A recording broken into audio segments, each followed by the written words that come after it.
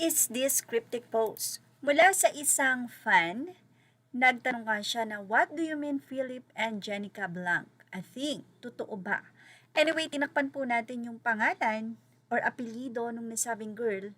Pero ayon po kasi sa mga fans na nag-comment doon sa comment section ng post na ito ng isang netizen na may 11 shares na. So for sure, marami na po ang nakakaalam. Pero dahil nga po sa pakiusap ng mga fans na sinabing wag nga po daw mag-name drop, ay hindi po natin ito ni-name drop or sinabi lang po natin yung name pero the last name at kung saan nga ba siya nakabilang na grupo. Anyway, sabi nga ng nag-post ay viral na nga daw po ito sa social media pero ibinahagi po or chinek natin ito sa ilan sa mga page na kung saan ibinabahagi ang ilan sa mga update pero hindi po natin ito nakita.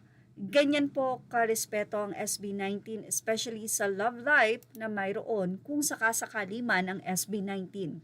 Dahil nga po ito ay personal na nila at hindi na nga nila ito sinasangyaw.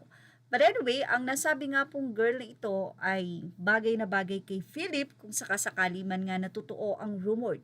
At kung hindi naman, then wala namang issue. At well, hindi naman maikakaila na talagang mai-in love or may magkakagusto talaga sa kanila. Especially ang SB19 ay hindi naman po sila pusong bato. Siyempre sila po ay umiibig. Yun nga lang, sabi nga ni Pinunong Pablo, dapat daw talaga sa mamahalin nila ay yung maiintindihan yung kanilang work. Dahil for sure, yung time ay medyo limited sa kanila. Kaya siguro, ganun na din ang SB19 kaingat pagdating sa relationship kung mayroon man. Kung mayroon man silang napupusuan or wala pa, well, respect na nga lang. Yan ang maganda sa 18 dahil nga grabe yung respeto na mayroon sila sa mahalima. Ganun pa man, kung sakasakali mang totoo, then happy ang mga fans for Philip. Pero syempre, nandun ang pag-iingat na hindi madrag ang nasabi nga pong naliling na girl dahil nga, well, maraming mga tao ang nakamasid at syempre, gusto nga nila ng privacy if ever na ito ay may katotohanan. Kung wala naman, then syempre, happy ang mga manok.